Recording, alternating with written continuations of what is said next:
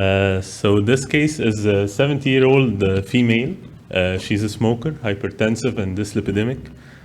She had cerebrovascular stroke 6 years ago with residual left-sided weakness. Presented with effort angina class 3 accelerating to 4 within the past month, an arterial blood pressure of 180/100, T-wave inversion in V1 to V6 with an echo of ejection fraction 35% in grade 2 diastolic dysfunction, segmental roll motion, and moderate mitral regurgitation. Her trope I was rising, and there was a dynamic ST depression in V1 to V6 during her stay. That was her coronary angiogram showing a subtotal distal left main with a heavily calcific LAD, and also we have diseased 2 OM branches. As you see here in the spider view, there is haziness in the ostial circ, probably a thrombus. And in the cranial view, you can appreciate the lesion severity in the distal left main is almost total.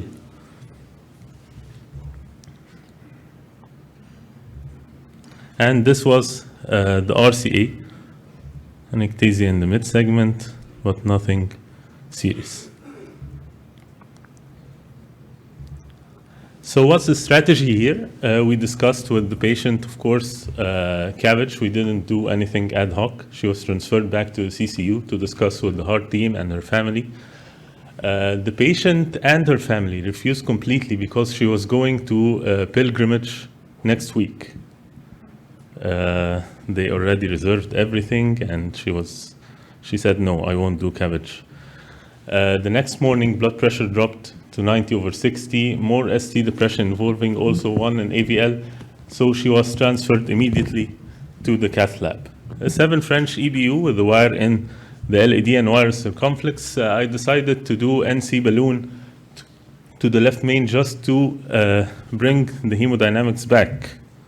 And after I dilated the left main, blood pressure became better, became 110/70.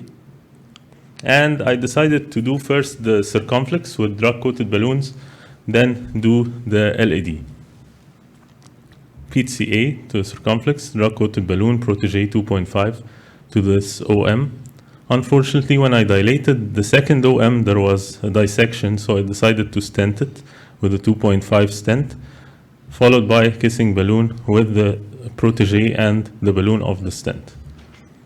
This was the final in the circumflex. Now, as you see here, the ostial circumflex shows the definite thrombus. I decided to do IVUS to the LAD, but the volcano IVUS failed to cross. So I also did an IVUS to the circumflex. It was difficult to pass, as you'll see here. It showed the thrombus with a heavily fibrotic lesion in the ostium of the circumflex.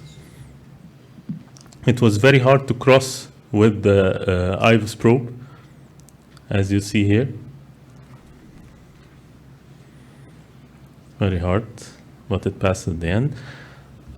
So I decided here to do a rotablation to the LAD.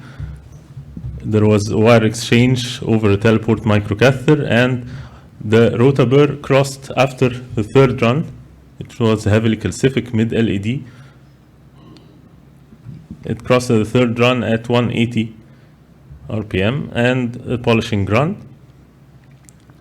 The patient had hemodynamic instability, so I decided to do PCA to the ostial circumflex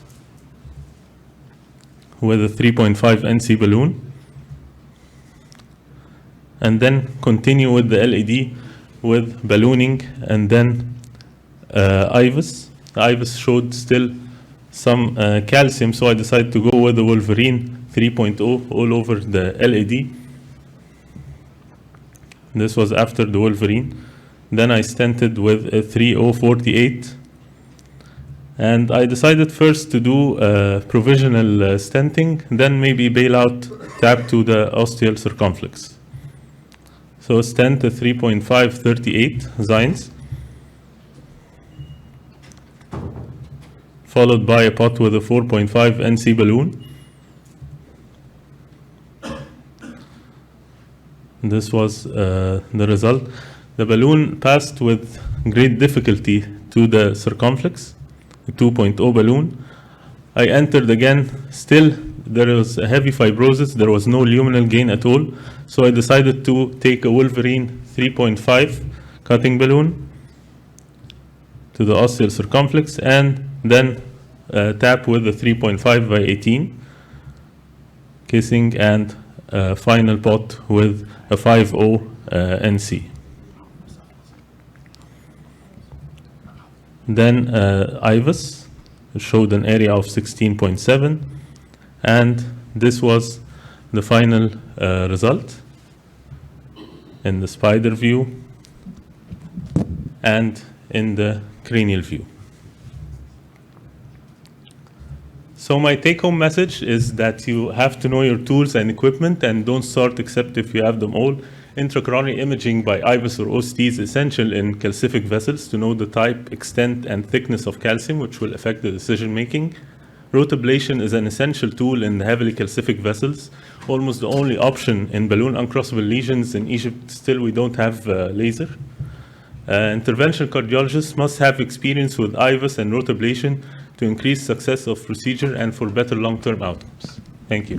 Thank you.